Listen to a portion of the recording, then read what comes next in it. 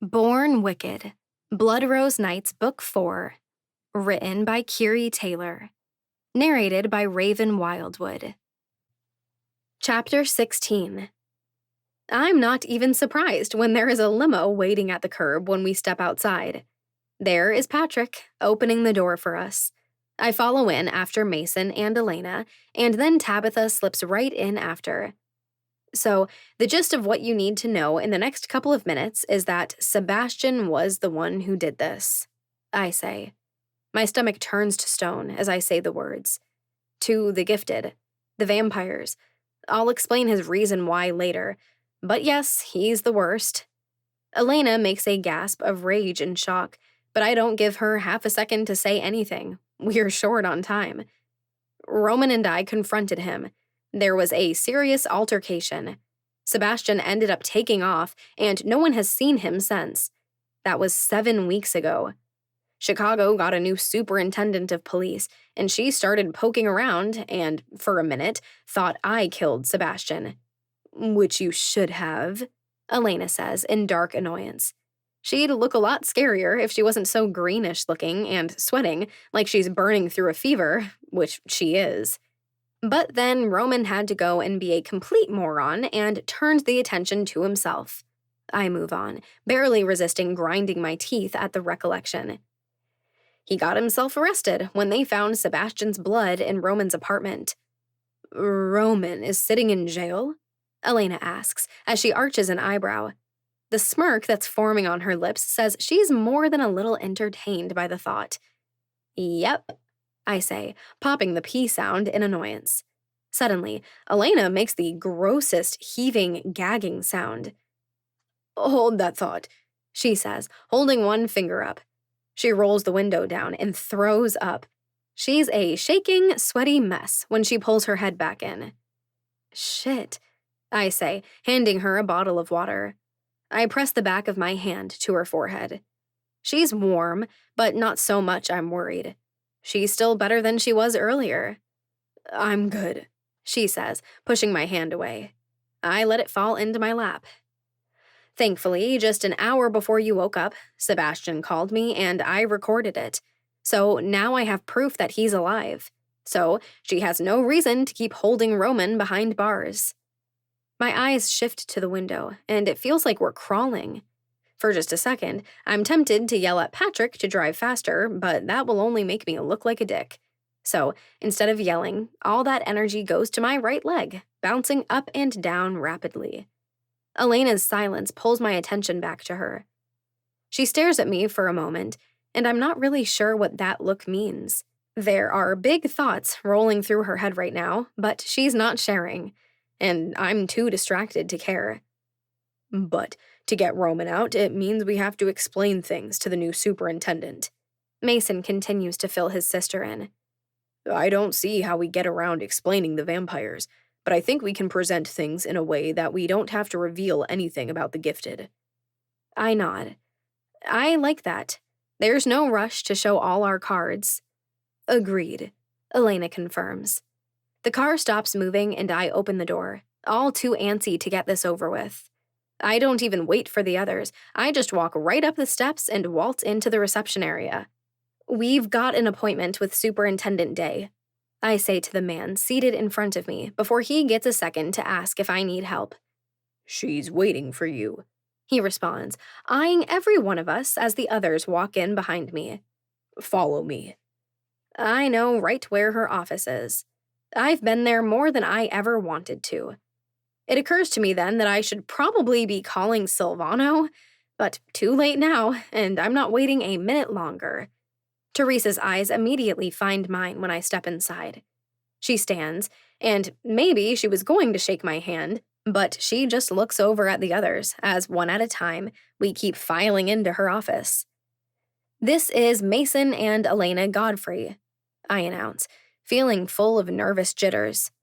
Oh, I know who they are, she says evenly.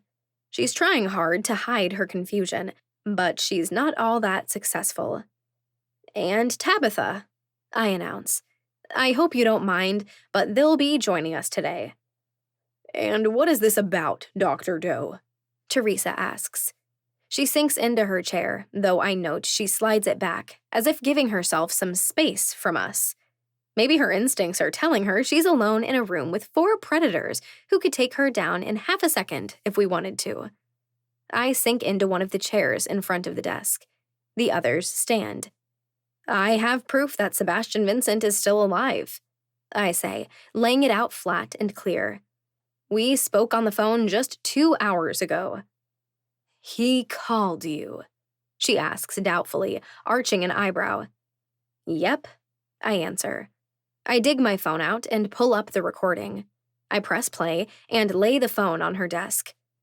Perhaps you were not in on what was going on, but Roman has been watching you, obsessing over you since the minute you came to Chicago. Sebastian's voice rings out, clear as day. I watch as Teresa's eyes widen in surprise. She knows his voice. It's unmistakable. Not that it really matters at this point, but you're wrong. Sebastian showed nothing but disdain and annoyance toward me. He may have shown a surprising amount of sympathy and compassion once you lost your mind, but there was never any hint of what you're accusing. My own voice cuts through the room. Sweet, blind Juliet. Sebastian comes through. Roman will eventually get what he deserves, but this isn't why I called. I could hit pause right there. The conversation up to this point is normal enough, human enough. Just a bitter ex accusing his fiancée of having an affair. But that would look suspicious. And we need more of this conversation than simply gaining Roman's release. So I let the recording continue. Please, Sebastian, tell me how to fix what you've done. My fingers tighten around the armrests of the chair. Here it goes. The antidote is in a fridge in labor and delivery. Sebastian's voice continues. For the vampires and the gifted. But you're going to have to disconnect the source that's causing it. Already taking care of that, I say. We've been testing human blood. It's been out of their systems for a week now. What the hell are you two talking about? She asks, and a furrow begins appearing between her brows. You're about to find out, Elena says.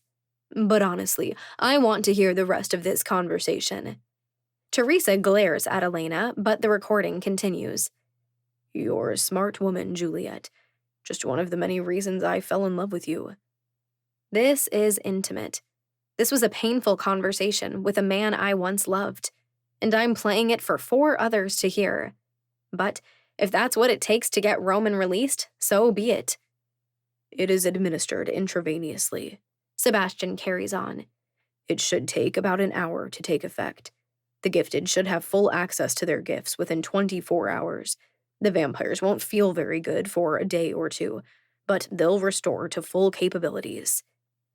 Thank you, Sebastian, I say. This means everything to me. I'd do anything for you, Juliet. I squeeze my eyes closed. It hurts. It hurts so damn bad. But now it just makes me angry. Where are you? Superintendent Day leans forward just slightly at my question. You don't need to know that, Sebastian says, not answering anything for anyone. Are you safe?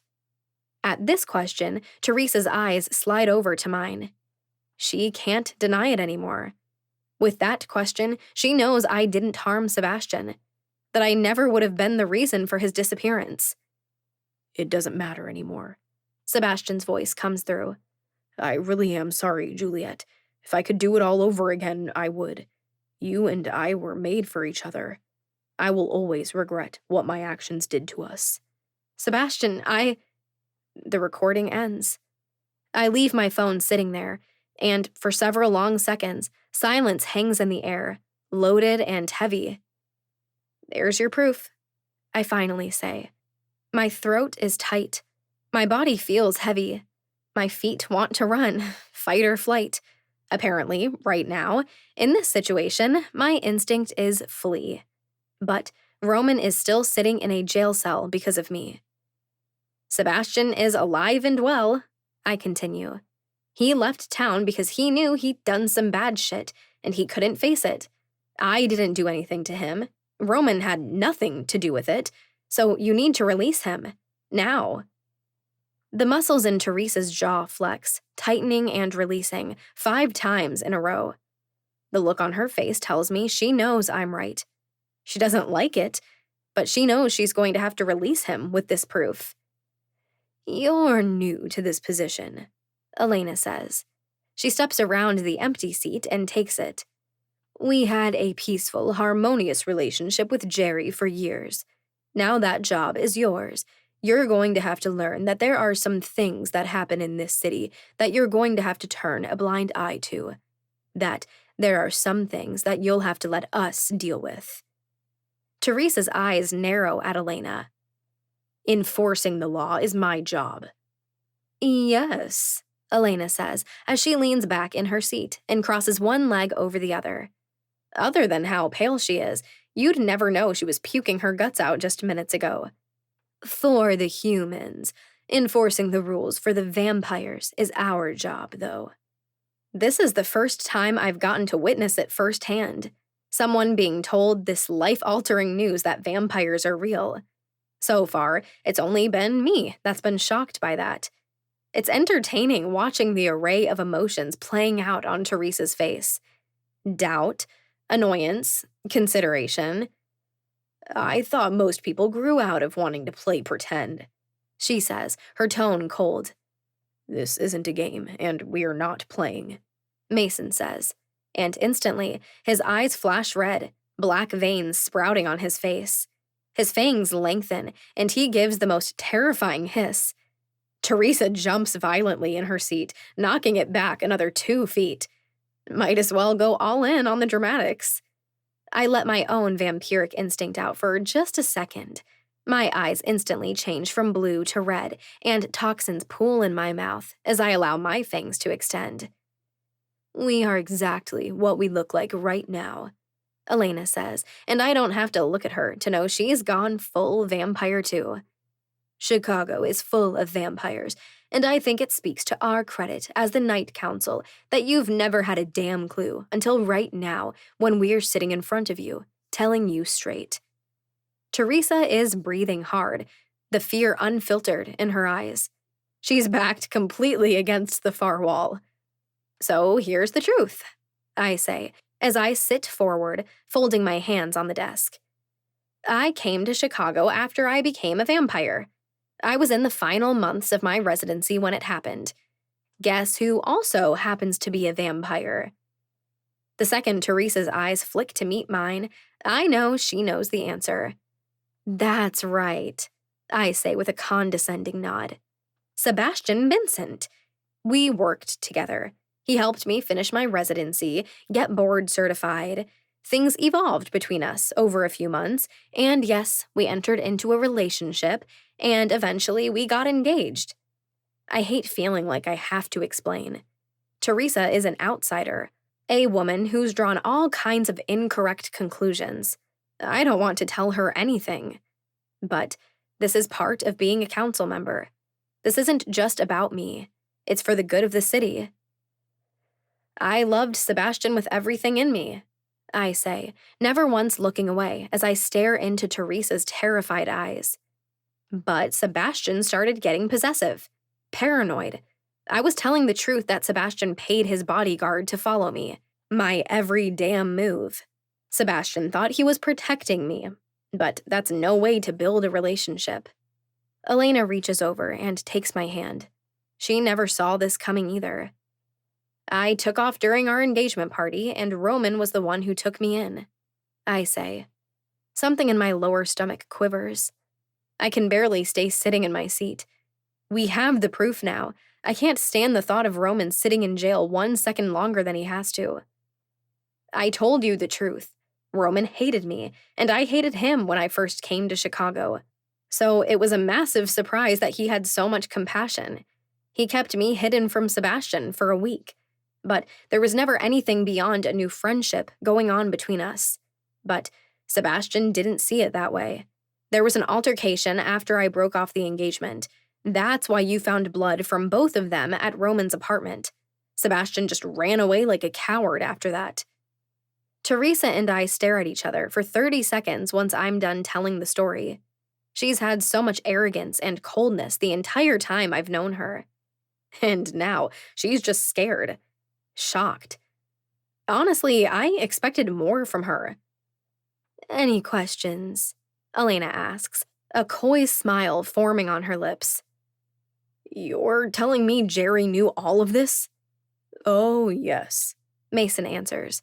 My father clued him in on everything 16 years ago. He was the one who handled everything in Edward and Miranda Godfrey's deaths. There's a reason so few details were ever reported. Edward's leadership position was passed down to me and my sister. Mason places a hand on Elena's shoulder, and she lays her hand over his. They might be so different, but they're an ever-united front. There's a few hundred of our kind who live in this city, I say, and her eyes once more find mine. So now you'll understand why there are some crimes that are simply unexplainable in logical ways. You'll understand why there will be some situations you're just going to have to let us handle. And you're going to keep your mouth shut about it all, Elena says, her tone darkening with each word. Because we've kept our kind safe here for a long time, and we don't plan on letting that change.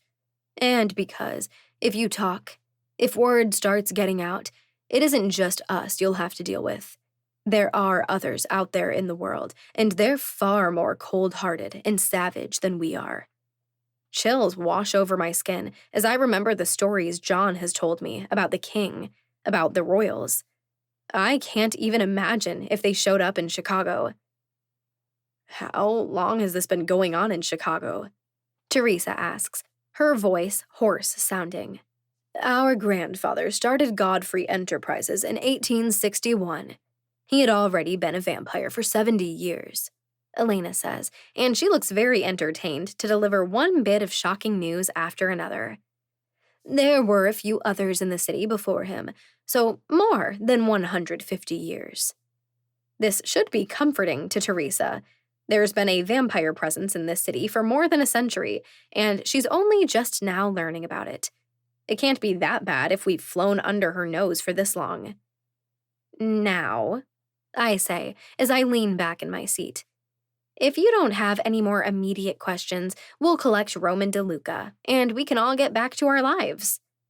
There are 7 long seconds of consideration. But, finally, Teresa clears her throat. She doesn't say anything, though, just stands. Her movements are jerky and stiff as she walks to the door. I'll have questions I want answered later, she says. She's trying to grasp for authority, to regain her control. It's not working so well for her. Of course, I say with a dip of my head as I get to my feet, and all 4 of us follow her out into the hall. He's in a facility on the south side. You can follow me there. I know there has to be a lot more involved than Teresa walking in and saying, hand him over. Will there be lawyers involved? A judge? Is this all above board? It doesn't matter, though. That's her job to worry about the details. I just have to keep her doing what she's supposed to. So, I don't ask any questions as we walk outside. Teresa climbs into a cruiser, and the 4 of us pile back into the limo. Stay right on her tail, Elena instructs Patrick. He simply gives a nod and pulls away from the curb, right behind Superintendent Day. It's not that far as the crow flies, but with traffic, with the pedestrians that have to be dodged, it takes us 30 minutes. I thought that went surprisingly well, Elena says, just a hint of sarcasm in her voice. She didn't immediately whip her gun out when you broke out the fangs and eyes. Mason just shrugs, a smirk on his lips. Finally, we pull into a parking lot. Teresa gets out of her car, and in 2 seconds flat, the 4 of us are flanking her. Paperwork doesn't usually go through this fast, Teresa says. Her voice is shaking with nerves. The release order should be there to them now, but without a court hearing yet. She clears her throat and rolls her shoulders back. You'll have to wait in the release area. Give me 20 minutes. Fine, I answer. Gosh, I'm practically bouncing on the balls of my feet. Every second right now feels like an hour. We step inside to find a maddeningly bland room. Dirty laminate floor, walls that were probably white 15 years ago. Not a bit of personality or piece of artwork hanging. "What is your deal?" Elena asks, her voice low as Mason takes a seat in a plastic chair. Tabitha stands at the door, looking out, as if expecting an attack at any second. "What do you mean?" I demand, my brows furrowing. My eyes are fixed on the window in the door that shows a hallway and another window with a bored-looking man sitting there at a computer. "You're acting like you're 2 seconds from exploding in anticipation," she says, her eyes confused. "You haven't been able to sit still since I woke up. I mean, I know you've had a lot on your plate, but you're acting really weird." "I'm not normal, Elena," I point out, raising my eyebrows in exasperation. "Pretty sure you knew this about me from the get-go." She simply shakes her head and takes a step back to sit beside Mason. I don't look away from the window. My heart is racing, and I swear I'm going to jump 2 feet in the air in nervous anticipation the second someone walks toward this door. My fingers are picking at the hem of my scrubs, and I know I'm pacing faster than I should be. But everything in me calms the moment Roman turns down the hall.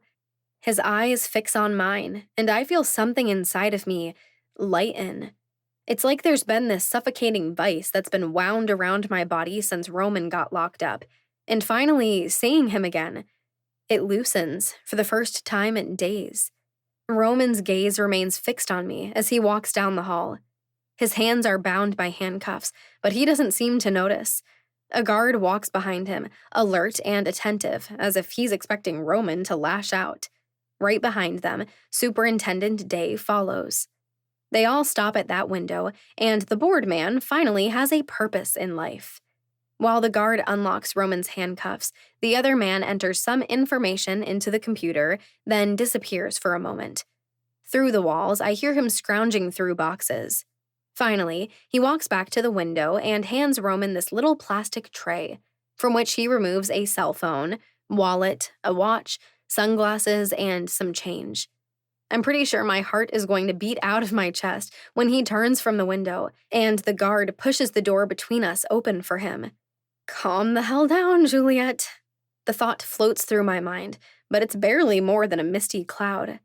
Roman steps into the room, and the world finally settles down, as if the hurricane has instantly ended.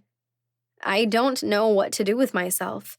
I think most people would hug in this circumstance, but that's definitely not me, and that's certainly not Roman. Plus, it's Roman.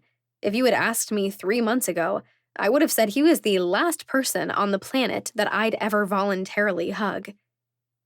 "Kill anyone while you were in there?" I ask, reverting to my default sarcasm when I don't know what else to say. "Only the ones who deserved it," he says. But there's a spark in his eyes, a hint of a smile in the corner of his mouth that gives him away. "You gave them some evidence?" But right then, Superintendent Day steps into the waiting area. She looks nervous. She should be. She's standing in a room with 5 vampires. She folds her hands over her lap and clears her throat. "Sebastian Vincent's case is being closed," she says, her voice growing more hoarse. "I'd like to talk to him if he ever returns to Chicago." "Us too," Mason says darkly. The smile that curls on Elena's lips is enough to chill even my blood. Teresa clears her throat again and quickly looks away from the Godfreys. Her eyes skip past Roman, and I guess I'm the least intimidating one in the room because she addresses me. "You all are free to go, and let's just hope we don't have to cross paths ever again." "Oh, we can hope, but I guarantee we will," I say. For some reason, I fight the urge to reach over for Roman's hand and walk away. What the hell is wrong with me today? Instead, I just turn on my heel and walk out the door into the chilly midday sun, shades firmly pulled into place. Chapter 17. Patrick is waiting at the curb, and as soon as he sees us, he opens the door. I climb inside, immediately reaching for a bag of blood from the refrigerator. I need something to calm me down, but even as the liquid coats my throat and mouth, it isn't quite doing the trick. Pass me one of those, Roman says with a little bit of a desperate growl in his throat, climbing inside right after me. I pull out 2 more and hand them over as he takes a seat next to me. Ugh, why is Roman's scent comforting now? He always smells damn good, and the man literally just walked out of prison. But it wraps me up, and all the anxiety, all the anticipation I've been feeling today melts away at that scent.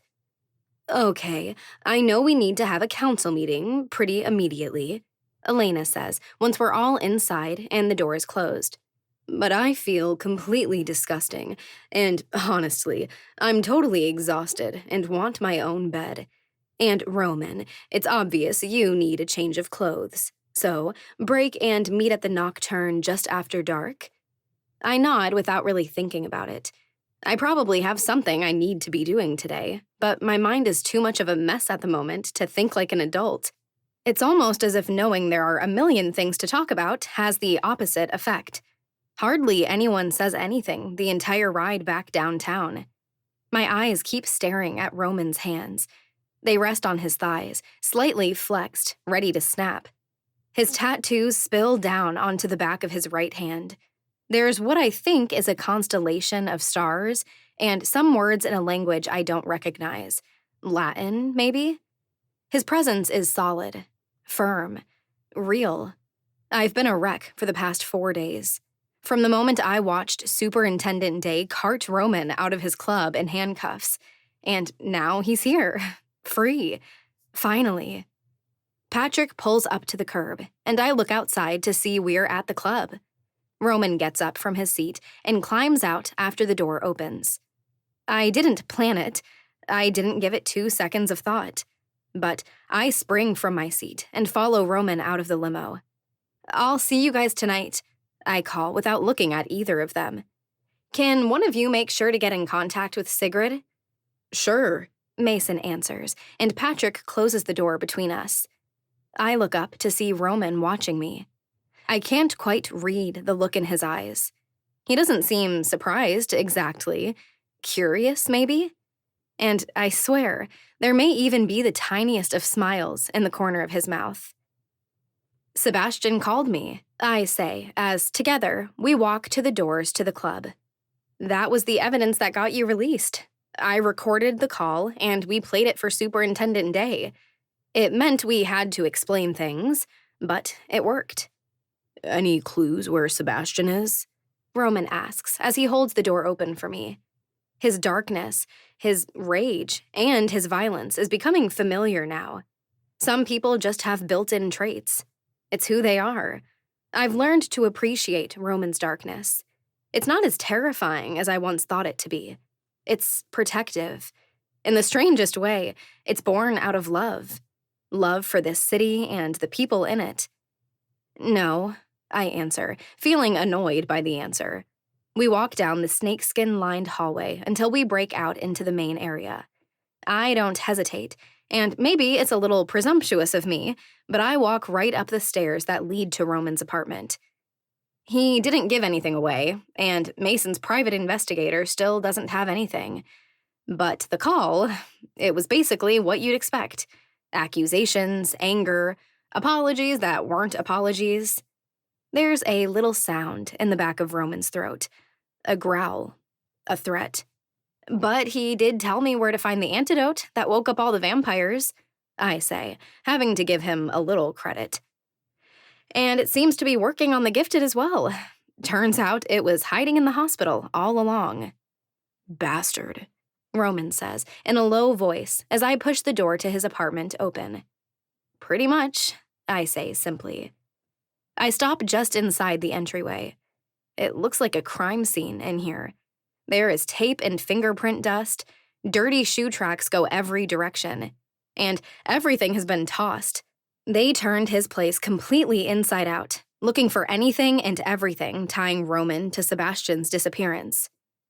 Double bastard, I curse. Doesn't matter. Roman dismisses the mess, and truly, he doesn't seem like he cares in the slightest. So long as the shower works, that's all I care about right now. Truly, I don't even think twice about it when I follow him into his bedroom.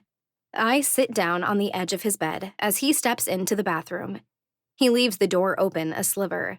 I hear the shower start, and then the sound of clothes dropping into a hamper. As I look around Roman's space, I feel so damn guilty. First, Sebastian trashed this apartment because he was looking for me.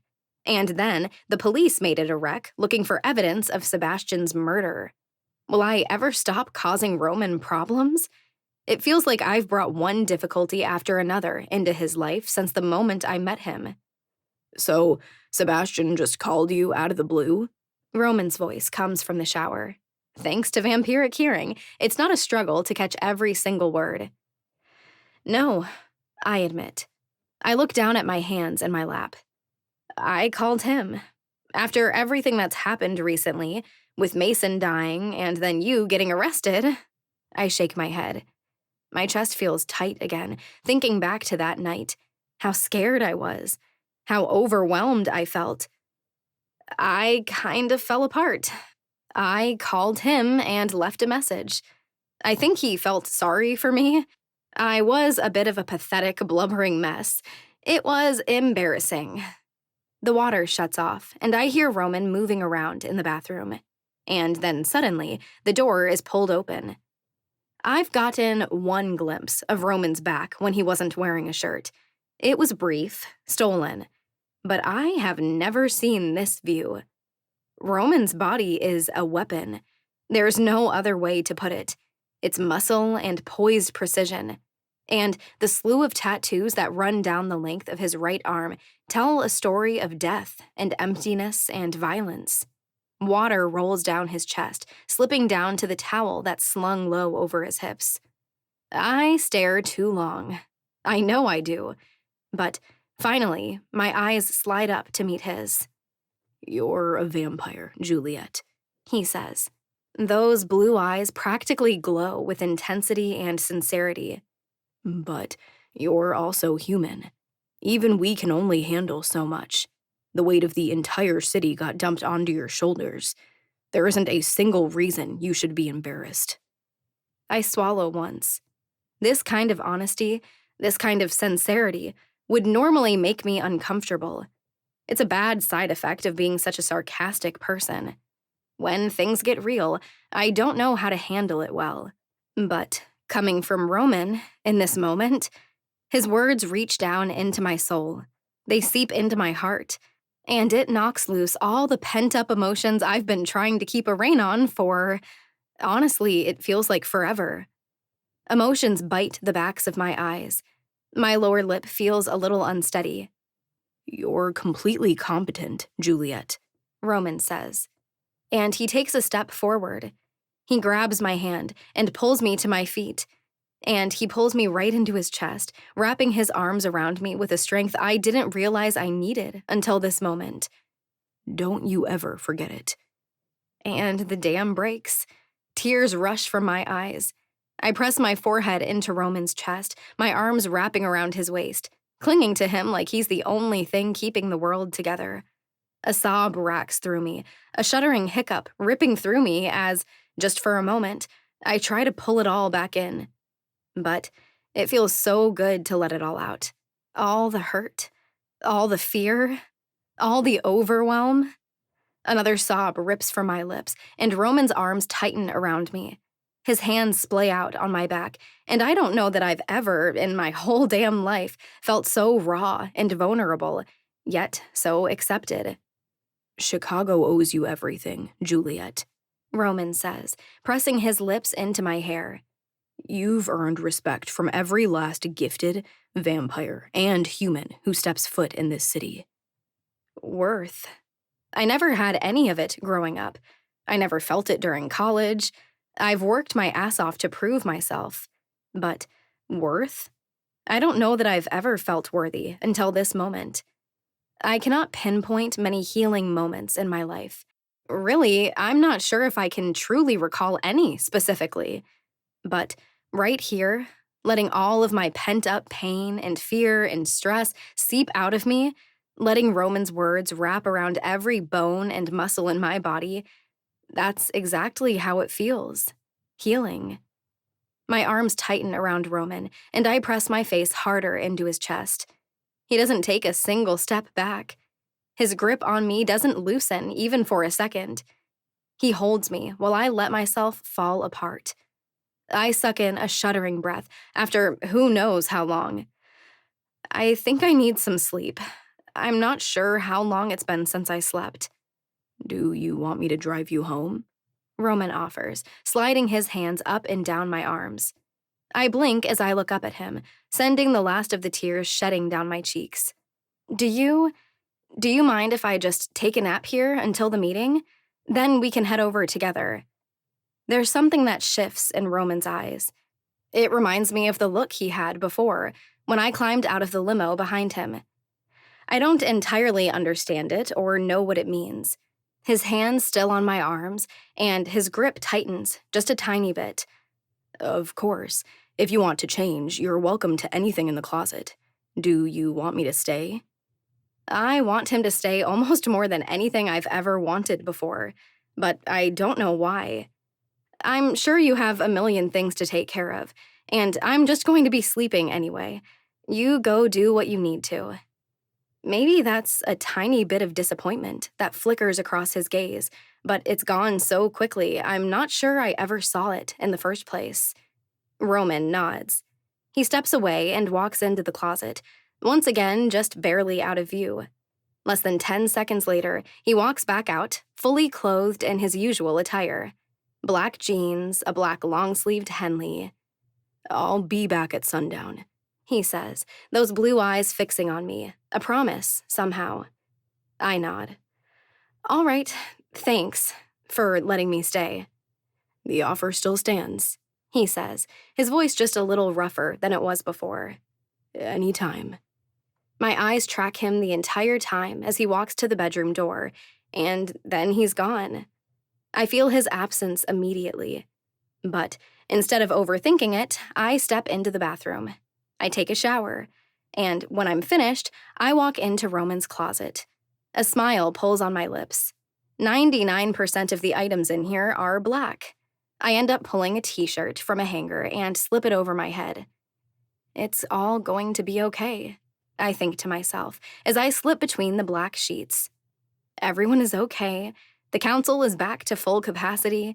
There are no psychopaths running loose in the city. For once, since I think I came to Chicago, everything is okay. So, with peace of mind, for maybe the first time since I arrived, I lay my head on the pillow and immediately fall asleep. Chapter 18. I keep smoothing my hands down over my dress. I legitimately feel naked, so I'm trying to reassure myself that the entire supernatural population of Chicago can't actually see all my private bits. The dress feels like nothing. It's the softest, lightest material I've ever touched in my life. The skirt is flowy and long, and I'm a little embarrassed how low the neckline dips, nearly to my belly button. The back is the same, exposing most of my spine. And it's the most ostentatious golden color. I couldn't be a bigger "look at me" billboard if I tried. Of course, Elena picked it out. If it were totally up to me, this entire event would be so much simpler. We need to convey some information to the supernaturals, give explanations. I don't know why we couldn't have done this in jeans, and maybe if we really had to throw some food into the mix, we could have ordered some deep dish pizza for everyone. But nothing will be normal when the Godfreys are involved. I watch Mason as he floats around the room, the guests beginning to arrive. He looks glorious as ever. He's sporting a pale gray suit, his every hair in just the right place. He's getting a lot of attention. The news of his death and resurrection was kept on the down low while things were so crazy. There's a lot of excitement in the room for him. It's nice not to be looked at like the vile gold digger everyone thought I was at the last event like this. No one is glaring at me. No one is whispering nasty things as I walk by. I think maybe, just maybe, they're all starting to see me as one of them. Elena is looking as powerful and elusive as ever. Her dress is a dark green, sparkling. It looks like black smoke is trying to climb it from the ground up. She kind of looks like an evil sea witch, in the most bewitching way. And the black gloves she wears that rise up past her elbows are definitely putting off vixen temptress vibes. I glance over at Sigrid. Warren stands behind her in his suit, looking very uncomfortable but happy. Over the last few days, each of the gifted has regained their ability. I can see it on Warren's face, just how relieved he is that he's got the barrier back up, protecting the city. And Sigrid looks lighter. The burden, the weight of what was happening to her people, was wearing her down in a physically expressed way. Once again, she's the shining, brilliant woman I learned to love so deeply. She looks like the Norwegian goddess she is, donning a white gown and a floor-length fur coat. Feeling anxious, my eyes cast back to the door. People are still arriving. But, as the hosts, it's rude to be late. My aggravation has grown over the past 4 days. We had our council meeting. We talked about it all, everything. But everyone seemed just a little confused about one thing. Why the hell did Roman turn the spotlight on himself, turning it away from me? I'm a big girl. I've always taken care of myself. I've always handled my own shit. I've had my own back when no one else did. Why? Why did Roman do that? My jaw tightens and my fist curls around the delicate fabric of my skirt. Why? Over and over, the question rang through my brain. I went to the hospital after our meeting. I've worked nearly every moment since. But the question hasn't stopped taking up every corner of my mind since then. If you rip that dress, I'm going to sue you for crimes committed against luxury. Elena's voice knocks me from my own thoughts for just a moment, but it's not enough to tear my eyes from the door. Sorry, I say absent-mindedly, and I drop the fabric. You look like you're 3 seconds away from tearing through this crowd if he doesn't walk through those doors. I don't know what you're talking about, I say, feeling the fire in me ignite 30 degrees hotter. And, right then, a dark figure turns in front of the door and steps inside. He's wearing black, from head to toe, just like I knew he would be. The top 2 buttons on his shirt are undone. His black hair falls into his eyes, slightly, always a little unruly. And those vivid blue eyes make one quick sweep of the ballroom before they fall on me. The room feels quiet. I'm not sure when everyone started leaving the party, but suddenly it's only me in this vast room, and Roman. His eyes drop down the length of me, slowly. The look in his eyes darkens. It focuses, intensifies. And slowly, very, very slowly, they rise up to meet mine once again. My heart is hammering in my chest. My breath seems to be caught somewhere in my throat, and my hands feel slick.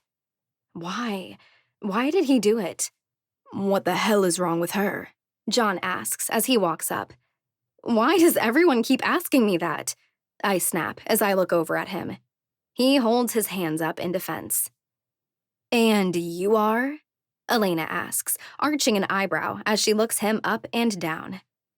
Oh shit. I've literally never seen Elena look at anyone the way she's looking at John. My dad. I spit out in disbelief.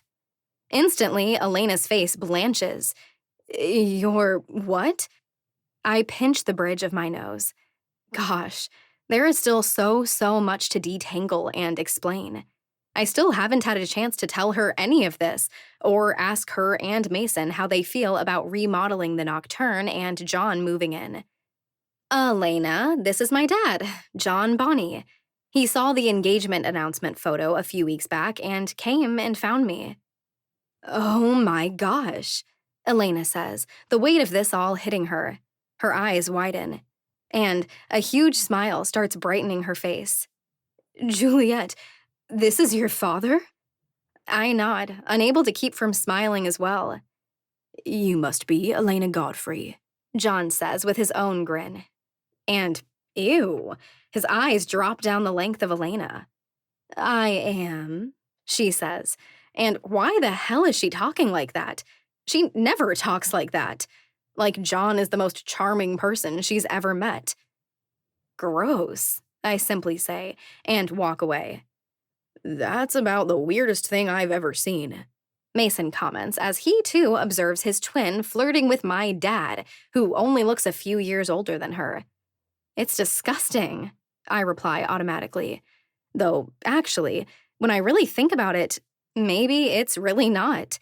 Maybe they're two people who have been lonely for a really long time, and maybe deserve to find someone equally as incredible as they are. Nope, still ew. Looks like everyone is here, Mason says as he scans the room. And I do see everyone. Holly is at the back of the room, looking like she's having the best night of her life. Dr. Roshan is talking to one of Roman's crew. Even Lily is floating around the room, looking way too stunning in that deep purple gown. We should get started. Goosebumps wash up the back of my spine, all the way up my neck, when Roman's voice cuts in from behind me. My eyes flick to his, but he doesn't look at me. His own eyes scan the crowd. His hands slip into his pockets, and he's trying very hard to look relaxed, but I see the tension in his shoulders. I see that dangerous look in his eyes, like he's 1 second from snapping. At least I'm not the only one on edge tonight. Ladies and gentlemen, he says, his deep, low voice cutting through the room, which instantly falls to silence. We'd like to get started this evening. The crowd begins to find seats at the dozens of tables spread throughout the ballroom. Sigrid detaches from her group and drifts toward the front of the room, Elena joining at her side. And my heart starts beating harder because I realize then that I belong up here. And this is the first official event where I'm a part of this. We all know the confusion and the fear and the hurt this city has gone through in the past few months, Roman says. He doesn't like being on the council. He doesn't like being a leader. But it suits him. He looks like a natural. It's the first time I've seen him take any initiative in this kind of setting. Vampires fell sick. The gifted lost access to such a crucial part of their identities. We finally have our answers. We finally have our why. My body goes cold. My palms feel sweaty. This part could never go over well. It was Sebastian Vincent who did this, Mason says, and at least there is a little grace in the world, because if anyone can soften this news, it's him. Angry roars and gasps fill the ballroom.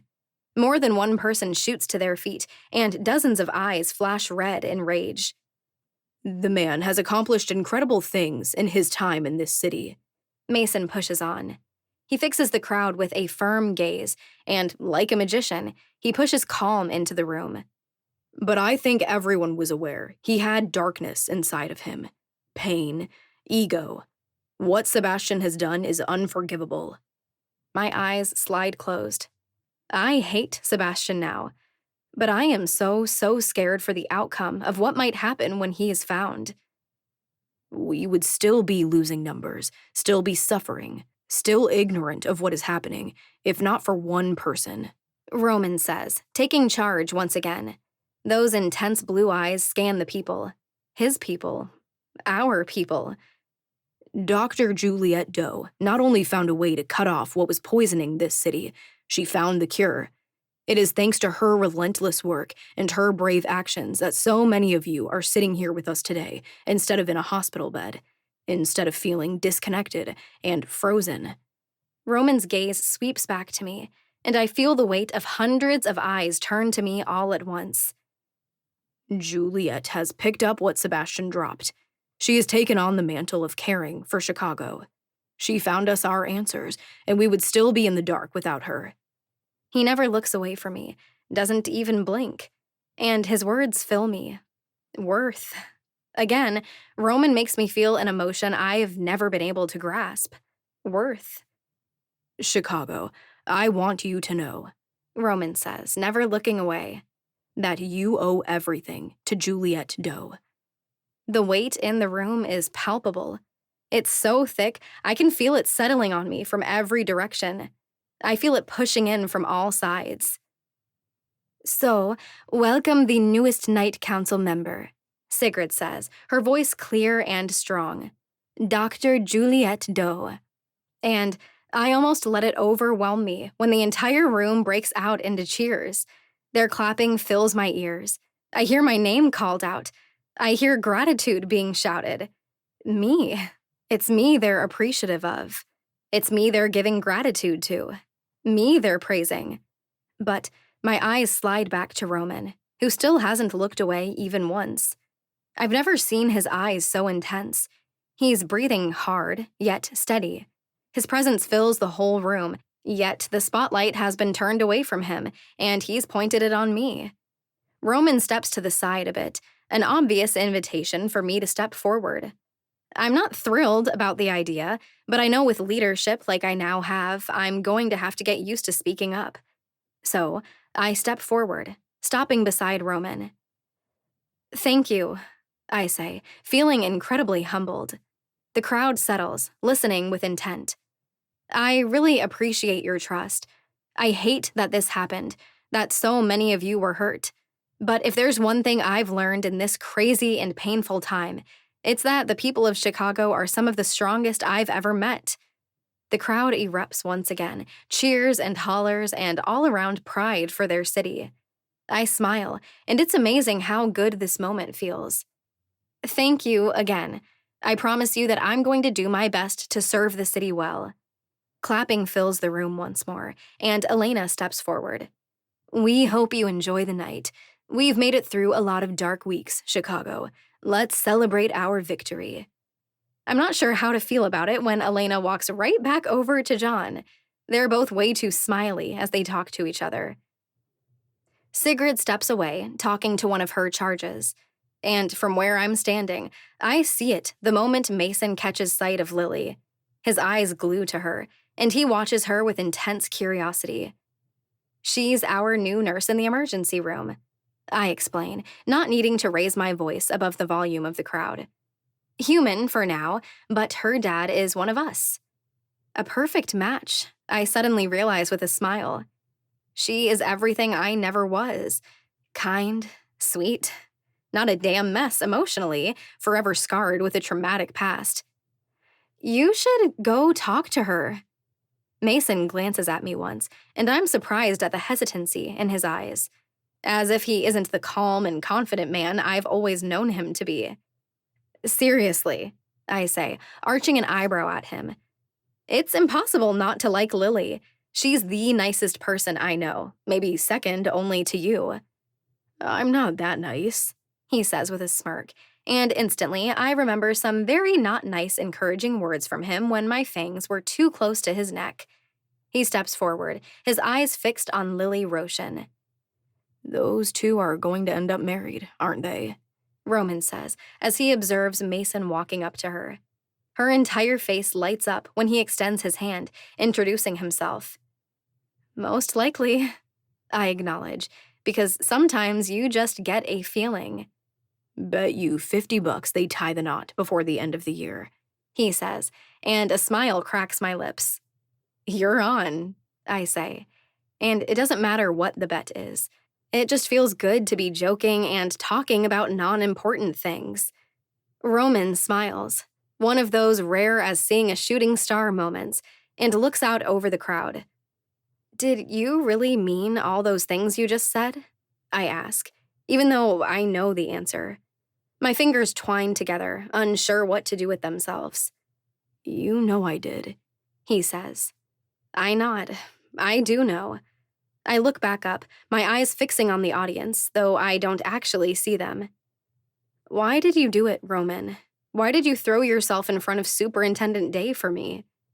Out of the corner of my eye, I see Roman's jaw flex. He doesn't say anything right away, and I think maybe he's at as much of a loss for words as I am. "You didn't need to do that," I say, shaking my head. "If Sebastian didn't call me, you might still be sitting in jail. I don't... Why would you do that, Roman?" "It doesn't matter," he says, his tone low. He still doesn't look at me. Heat rises in my blood. No one sacrifices their freedom for nothing. "Tell me why, Roman. Why would you do something so stupid and reckless?" "Just drop it, Juliet," he says, his tone a low growl. He steps forward, blending back into the crowd.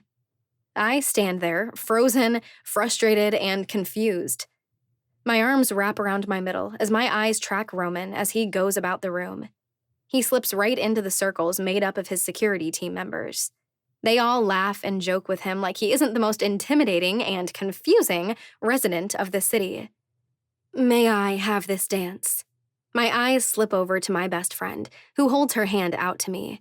And it's perfect timing, because the music surges right then, and we aren't the only ones to take the cue. A dozen other couples pair up, swaying to the music. I roll my eyes at her, but take her hand. With a mischievous grin, she pulls me in, assuming a dance position. You're handling all of this well, she observes. How does it feel? I shrug. Overwhelming, yes, but I think everything since my arrival here has kind of eased me into it. And I have a plan. Tomorrow, when the party hangover wears off, I'm going to sit down with Elena and Mason and tell them everything I've been hiding since I came to this city. Elena nods. You've been an attachment in every important decision made since you got here. It's like you were practically groomed for it. My head swivels to look her in the eyes. She arches an eyebrow. Sneaky, sneaky Elena, though I doubt she actually knew how I'd end up on the council. You've changed since I got sick, she notes, moving on. Oh, what do you mean? I ask. You've grown up in a way I can't quite put my finger on, she says, looking directly into my eyes. She's never been one to shy away from intensity. And you seem more at peace. Interesting. She's not wrong. When I think about it, so much of the angst I was living with has gone away. I never would have seen this coming, she says, her eyes sweeping the room. But he's surprisingly good for you. Excuse me? I ask, my brows furrowing. Elena's eyes return to mine, and a little crease forms between her brows for a moment. She's studying me. And then I see resolve slip into her eyes. She takes one breath, her grip on me tightening just slightly. You're in love with Roman, Juliet. Chapter 19. My heart stops beating in my chest. I freeze in place. I feel all the color bleed out of my face. Elena nods. Yeah, I kind of thought you hadn't realized it yet. What are you talking about? I very nearly bark out. Elena sighs and places her hands on either side of my face. It's not just the fact that you haven't been able to stop staring at him since I woke up. I've worked hard to make you trust me since we met. But Roman, she shakes her head. You trust him. You trust him more than I think you've ever trusted anyone in your life, darling. You're not dwelling on your painful past with him like you were with Sebastian. You're healing, Juliet. I see it every time you're around him. I think I feel scared as I stare back into the eyes of my best friend. But I realize then that your best friend is the person who knows you best, the person who knows every one of your darkest secrets. It's the person you can barely stand to be away from. If I think about all of those qualifications, that person is not Elena anymore. It's Roman. You're in love with him, Juliet, Elena says softly. Her eyes are soft, open, something they're not very often. And it's okay that it's taking you a long time to come to terms with it. He's in no rush. The two of you have been on paths going the same direction for a long time, and those paths are finally converging. My heart starts beating very fast. Thunder, thunder, thunder. I step back from Elena. I think she says something, but blood is rushing in my ears, so I can't hear her. My feet start moving, but my brain doesn't have enough room in it to tell them any particular direction to go. The noise grows quieter, and the cold air of a Chicago winter is refreshing as I step outside. No, I shake my head. There's no way. Roman and I have hated each other for so long. We've been at each other's throats since I got my rose tattoos. Except, that's not true. It might have been that way in the beginning. But Roman told me himself that he never hated me. Elena's words ring in my brain. He's in no rush. Please, Juliet, Sebastian accused once. We've all seen the way Roman looks at you. No way. No freaking way. My feet are walking down the sidewalk at a quick clip, having no idea where they're going. I just need some air. I just need some space. I just need some quiet so I can think. Juliet, a voice calls out behind me, and I instantly stop dead in my tracks. What's wrong? I hear his footsteps approach from behind. I feel the danger that constantly surrounds him, yet it's so different than it once was to me.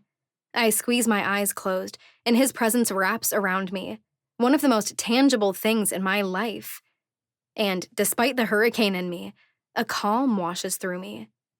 With Roman, I never have to pretend. I never have to lie. He knows every sullied truth. And he handed me his heaviest secret in return. Juliet? He asks again, hesitant. Worry creeps into his voice, and I know he's scanning the street for danger because it tends to follow me around. Slowly, I turn, my heart picking up its pace as I do. My eyes trail from the sidewalk to Roman's shoes. They slide up his toned legs, across his narrow waist, over the strong, broad shoulders, and the entire world feels different when, finally, I meet his eyes. You're in love with Roman. Juliet? He questions, his brows furrowing in concern. I shake my head. I was so scared when it was you who witnessed me coming back from the dead that first time. My voice shakes. I was terrified that you were going to blackmail me, because that's what the vast majority of people I've known in my life would have done. The look in his eyes darkens. He hates that thought. He hates that this is what I thought of him. I was constantly ready to bounce, to leave the city at a second's notice. I continue. My insides are quivering. I stand there in the middle of the sidewalk, dressed in a golden gown, confessing the messy thoughts rushing through my brain. But you never weaponized what you knew against me. I shake my head, still in utter disbelief. I didn't know why I followed those thugs the night I first saved your life. I regretted it the next day, though not really. And then I didn't hesitate when I realized Archer was going to kill you, when I threw you out of that window. Then when Sebastian staked you? My voice breaks, and there's suddenly something large and thick in my throat. I blink twice, expecting emotions to be welling there, but they aren't. This isn't painful or heartbreaking. It's confusing as hell, but there's something in the pit of my soul that whispers I've known all of this from the moments these events happened. I've had some really bad things happen in the past, I say, shaking my head. But watching you die was one of the absolute worst. Roman's expression softens. He breathes deeper, a little harder. Why, Roman? I ask, my voice little more than a shaky whisper. Why was that one of the absolute worst moments of my life? Roman takes a step forward. Juliet, But his attention suddenly shifts over my shoulder. Suddenly, I see his entire stance shift. His knees bend just slightly. His fingers curl. His jaw tightens. What is it? I ask, turning to scan the dark. Someone is watching us. The image of Sebastian flashes through my brain, the way he looked when he crashed through the window of Roman's apartment, the fury and jealousy. But it isn't Sebastian who steps out of the dark. It's a man I've never seen before. From his scent, I immediately know he's a vampire. But his lack of any kind of rose tattoo screams he is not one of us. Orlando Keary una palabra. The man rattles off in what I recognize as Spanish. His voice is deep, dark, and dangerous. Vas a tener que explicar mucho más que eso. Roman growls back. His eyes ignite with red embers, every instinct in him ready for a fight. Roman told me once that he speaks Spanish and Italian just as fluently as English, though he has no idea why. He still remembers nothing from before he resurrected. What did he say? I ask, my nerves more on edge by the moment. He said Orlando would like a word. Roman translates. I told him he was going to have to do a lot more explaining first. He's on his way, the man says, switching to accented English. He stops 10 yards away on the sidewalk. He's huge. I always thought Rick, Sebastian's bodyguard, was the biggest guy I'd ever seen. But this man puts him to shame. He wears a leather jacket and scuffed and stained leather boots. He'd like a word, a private word. I don't think so, buddy, I say, folding my arms over my chest, facing him down, standing beside Roman. You're not getting anyone alone until you tell us who you are and why you're in Chicago. The man walks forward, gaze fixed on me. Leave, girl. Watch your damn mouth, Roman growls. I was given clear instructions, the man says, his eyes shifting over to Roman as he continues his slow walk toward us. Find you, set up a private meeting. I don't think I like your tone, I say, my eyes narrowing. I think you should leave. The man chuckles, and it's a chilling, evil-sounding thing. Last chance, Rubia. Leave now. No, thank you. My vision goes white as the man's hand suddenly snaps out, wrapping around my throat, and he cracks my head back against the brick wall behind me. And it's all too familiar feeling as something pointy and wooden presses into my chest, right above my heart. Instantly, a snarl tears through the night. Roman's fist meets the side of the man's head. I'm knocked sideways as he's thrown off balance. With a roar, the man swipes his hand through the air, catching Roman across the face with his nails. And, in the same movement, he swings with the other hand. Roman rushes into the man with an inhuman growl. And I hear a wet tearing sound. At the same time, I hear wood splintering against bone. Roman! His name rips from my lips as I dart forward. But Roman pins the man against the wall. There's demented fury filling his face. And his hand is gone, completely buried in the man's chest, blood dripping down his arm and then off his elbow. But my world feels like it drops out from beneath me when my eyes slide over. There's a wooden stake sticking out of Roman's back. Roman yanks backward, freeing the man's heart of its cage. A curse is muttered as the man slumps back against the wall. He pitches sideways and hits the concrete hard as his body begins to gray. Roman, I mutter as I dart to his side, panic and terror clambering up my spine. He stumbles, and I catch him before he hits the ground. Roman, no. Damn it. It didn't, he gasps, his words sounding wet. But I know what he was going to say because my medical training finally kicks in. That stake is buried into the right side of his back. It's definitely punctured his lung, but not his heart. It's my turn to curse. This is going to hurt. He makes a wet, gasping sound, his eyes rolling into the back of his head for a second, but he nods. My fingers wrap around the stake. Adrenaline burns through my veins. My emotions are completely strung out. I feel like I'm going to throw up, but I command my hand to be steady. And then I pull. A roar reverberates off the buildings that surround us, and I know we need to get the hell out of here or prying eyes are going to appear any second. I rip a strip of fabric from the bottom of my skirt and wad it up, pressing it into the wound. We need to move, I say, looking around in each direction. And we can't leave him there like that. Roman is breathing hard, harsh huffs from his nostrils. With a pained groan, I help him to his feet, pressing the cloth into his wound. I haven't even looked at how bad his face is yet. The alleyway, I say, nodding my chin to the closest one. I cling to Roman, keeping him upright, and we dart into the dark. Lean back against this, I instruct, leaning him back against a wall, pinning the cloth with his own body weight. There's the distant sound of sirens, and I know we've got a minute or less before this place will be flooded with the police. My heels click against the concrete as I dart back onto the sidewalk. I grab the man's heart, and I handle blood and guts all the time, but even I fight the urge to barf and toss it into the bushes. Next, I hook my hands under his arms and drag him back into the alleyway. Dumpster? I ask, looking at our options. It's our best bet for now, Roman confirms with a nod. I drop the body next to the massive blue metal box. I flip back the lid. Perfect, it's nearly full. Not so perfect. I have to jump inside to clear some room to get him beneath the top layers. This should be impossible. The man has to outweigh me by 100 pounds, no question about it.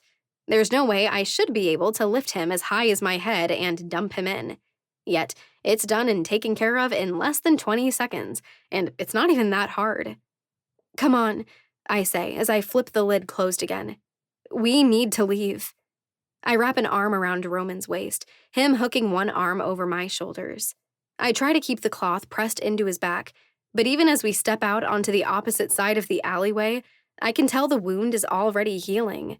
His breathing doesn't sound near as wet. I look up and down the street. We're not anywhere near a home base. The church is 12 blocks from here. My apartment is 7, the club is 5, and the hospital is 8. But we have to go somewhere, so I set off to the left. It's quiet out. It's 10 o'clock at night in January. It's been dark for hours. So I feel confident enough that we'll be left alone when I aim us into the courtyard for a coffee house. It's tucked back, and there are bushes giving us privacy from the sidewalk. I aim Roman for the long communal table in the center. With a groan, he sits on it, his face a wince. Does it feel like it's still bleeding? I ask. I don't think so, he answers, and without consulting my medical advice, he rips his suit jacket and button-up shirt off with one harsh yank. Seriously? I ask in exasperation, clambering to press the torn pieces of my dress into his wound. But even as I'm doing that, I can see it's already clotted. It's sticky and gross, but there's no more blood leaking from the site. You might have given me a heads up before you went all He-Man. I don't feel like I'm drowning anymore, he says, ignoring my snarky comment. Tentatively, I remove the cloth. Already, I can see his skin knitting back together. My job would be a whole lot more boring if every one of my patients healed as fast as a vampire. I sigh and toss the ruined bit of bloody fabric into the garbage can sitting nearby. My hands come to my hips, and I step in front of Roman, annoyed eyes fixed on him firmly. What? He asks impatiently, this knowing look on his face. Why would you do that? I blurt. I feel fire building inside me. It's fueled by all the mess that's been going on in my head today, and now the utter confusion about what just happened back there.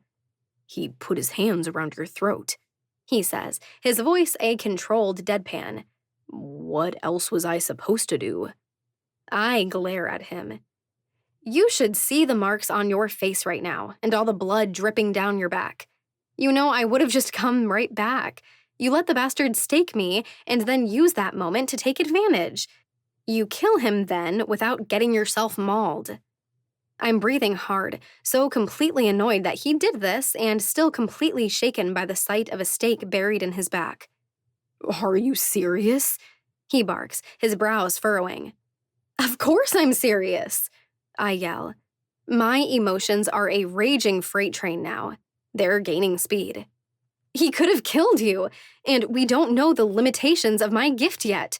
What if I can only die for you once, Roman? I can't be the only one of us who has thought about that. So why? Why the hell would you do that? Because I couldn't stand to watch you die one more time, Juliet. He explodes as he stands. And suddenly, we're very, very close. His bare chest is right there, and he breathes in and out hard as he looks down at me with those bright blue eyes that are somehow so dark. Because if I have to watch you die in front of me one more time, I'm pretty sure it will break something in me. His hand wraps around my waist, pulling me against him. The freight train grows all-consuming as he places his hand against the side of my neck and brushes his thumb over my lower lip. There's fire in his eyes. There's heat and rage and lightning there. The breath stills in my chest as I look into them. I feel like I'm standing at the edge of a precipice. One tiny breath, and we'll both slip off a cliff. "You are everything, Juliet," he says. His voice is a reverent whisper. "And I'll throw myself in front of 1,000 stakes, so long as it means I never have to watch the light die in your eyes again." The universe grows 10 times larger as the distance between his mouth and mine disappears. My hands come to the back of his neck, and I pull him closer. His hands slide up my back, splayed wide against my exposed skin. An ember in the back of my brain sparks, words from the past. That voice has been haunting me for months. I ignored some of the words that never made sense until this moment. You hide in lies, Juliet. And so long as you would have held on to them, you never would have gotten what you want most. So tragic. Because you could have had the potential to correct the ending to one of the world's most famous tragedies. Roman's lips move in perfect unison with mine. Desperate, hungry gasps escape my mouth, are claimed by his. His bare skin pressing into mine is the most soul-filling contact I've ever felt in my entire life, and it's something I never, ever saw coming. It should have been so obvious. Archer King took the gift of prophecy once upon a time. Once upon a time, he correctly prophesied that one day I would hate the man I loved most. It came true. Even though, at the time, I loved Sebastian more than I'd ever loved anyone, I did come to hate him, and my lies were my downfall. Correct the ending to one of the world's most famous tragedies. Roman spins us, and with one smooth motion, he lifts me, setting me on the table. With a desperate gasp, I shift my weight backward, pulling him up with me. Roman knees between my legs, crawling up my body to keep our lips connected. His fingers interlace with mine, and he raises them up above my head, pinning them against the table. One of the world's most famous tragedies.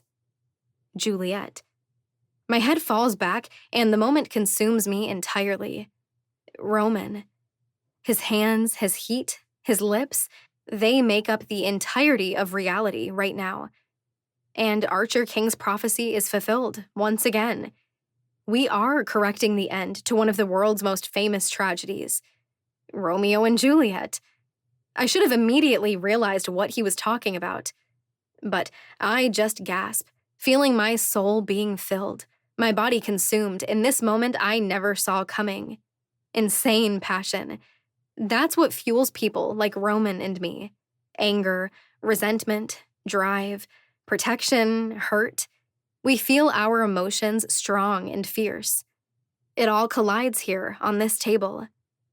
"Juliet," Roman breathes as his lips trail from my mouth, down my jaw, kissing along the side of my neck. His hand slides to my thigh, exploring the rumpled fabric that is working its way higher. My fingers find their way into his wild black hair. My eyes roll into the back of my head, my mouth falling open, as he presses hot kisses across the front of my throat, rising up the other side of my neck. I pull his mouth back to mine, and he readily accepts my command. Roman tastes like starlight and cold nights wrapped in a blanket. He feels like horseback rides in the moonlight. And the feeling he is awakening in me is that of a night goddess. He breathes out, and I drink every bit of him in. His tongue searches out mine, and I let him in, feeling desperate. His weight presses into me, and it's the most delicious thing I've been waiting all my life for. But I startle when something vibrates against my leg. With an annoyed sigh, Roman reaches into his pocket and pulls out his phone. "It's Elena," he reports.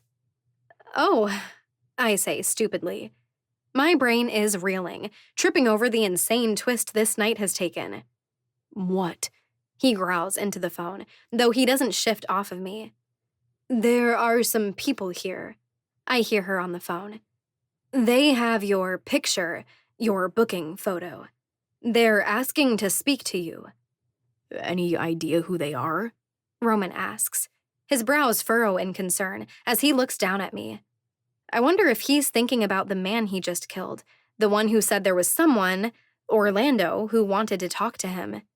They're not saying, but Roman, I have a bad feeling about this. And Elena legitimately sounds nervous. and I'm not sure I've ever heard her sound nervous. You need to get back to the Nocturne. Now. I'm on my way, he says and ends the call. Come on. And my heart jumps all the harder when Roman pulls me up from the table and keeps a grip on my hand. And together, we take off in the dark, aimed back for the Nocturne. Something about this feels sinister.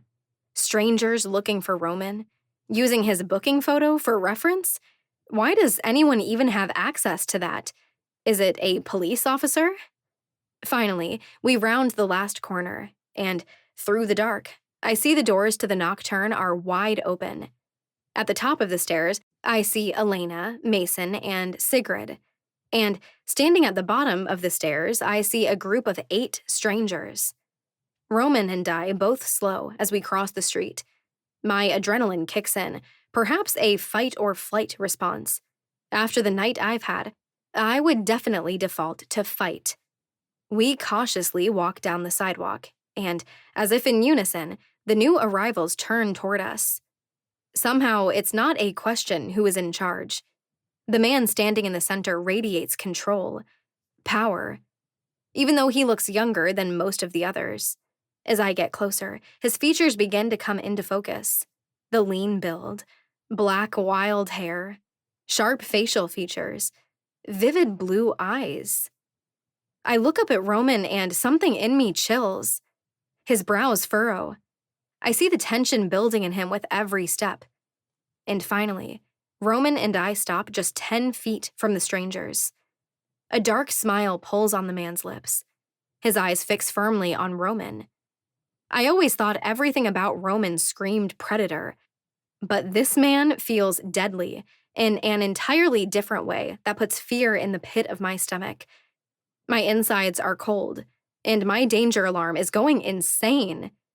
There's something important about these people, about this man, something I know we need to be worried about. And we're all here, every one of us gathered together, a few hundred vampires, a few hundred gifted. Why are you looking for me? Roman asks, cutting to the chase. The man smiles and reaches out a hand. And the world disappears when the woman standing beside him hands him something shiny and sharp. A crown. Hello, brother, the man says as he extends that crown to Roman. I've been looking for you for a long time. The end of Book 4. This has been Born Wicked, Blood Rose Nights Book 4, written by Keary Taylor. Narrated by Raven Wildwood. Copyright 2023 by Keary Taylor. Production copyright by Keary Taylor.